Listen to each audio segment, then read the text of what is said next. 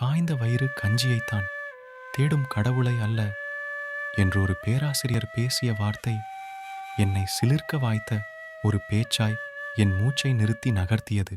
உண்மையின் தரிசனத்தை ஒரு உவமை கலந்து கூறியது. கூறிய வாளின் கூர்மை போல என்னை வெட்டிச் சாய்த்தது.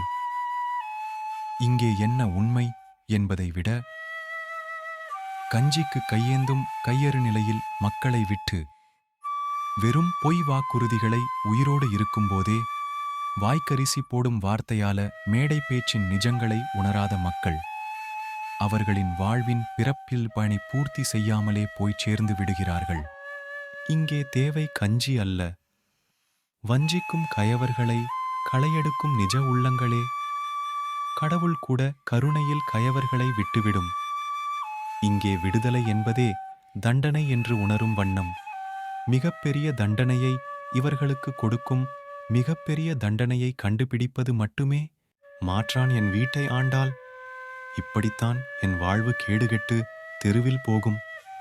இது புரியாத எவனும் இன்றைய தாய் நிலத்தில் வாழ்வது உண்மையான வாழ்வல்ல.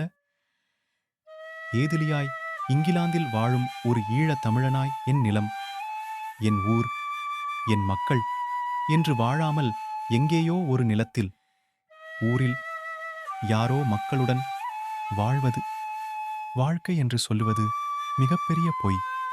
பொய்களோடு வாழாதே. உன் நிலத்தில் புரிதலோடு உன் உரிமைகளோடு வாழு. இதுவே மிக பெரிய வாழ்க்கை. வாழ்க வளமுடன் நண்பன்.